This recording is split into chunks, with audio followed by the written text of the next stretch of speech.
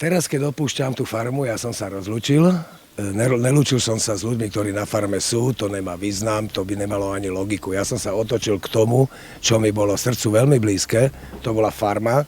Na tú farmu som sa tešil, aj napriek tomu, že som išiel do niečoho, že som tých ľudí vôbec nepoznal, ja som ich ani nevidel nikdy, ale tá farma tam ma neskutočne oslovila. A dokonca aj ten majiteľ, neviem, či to je majiteľ, ale teda ten chlapík to má v tele, úplne ťažké kódy. Ja som sa s farmou rozlúčil. Ušetril som nejaký chleba, tak som nakrmil kozičky, som sa s nimi rozlúčil, lebo tie sú mi veľmi blízke. Kozie mlieko nikto nechcel piť a ja som si dal, tak ako to, ale ja ho mám rád kyselé. Takže som si dal, tak som sa aj odmenil. Dokonca som od kozy dostal aj pusu, tak to je neskutočne, to sa mi v Bratislave nemôže stať.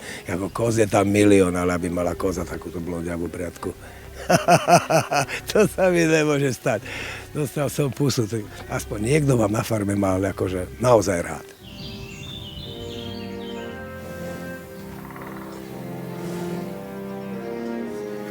Dievčata a pane, jaký sme tichučkí, sme všetci žijeme v očakávaní, čo? Prvá vec, ktorú spravím z farmy, tak prídem domov, hodím si taký light kúpel, spravím si praženicu na masle, aspoň z 9 vajec. K tomu si dám len kúsok pečiva, aby som si zahltil svoje veci. Trošku sa okolo seba rozkúkám, či mám popolievané kvety. No a na druhý deň, neviem, kedy sa zobudím, lebo mám doma dostatočné množstvo červeného vína, ktoré pije čartuvacký farár. Takže sa upravím dle obrazov svého pri dobrej rockovej muzike, značka Ozzy Osbourne a tak ďalej. No a na druhý deň zrejme skončím niekde v bordeli, aby zo mňa babi pooberali kliešte.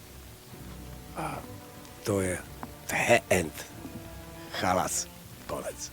Mafiš, muškila.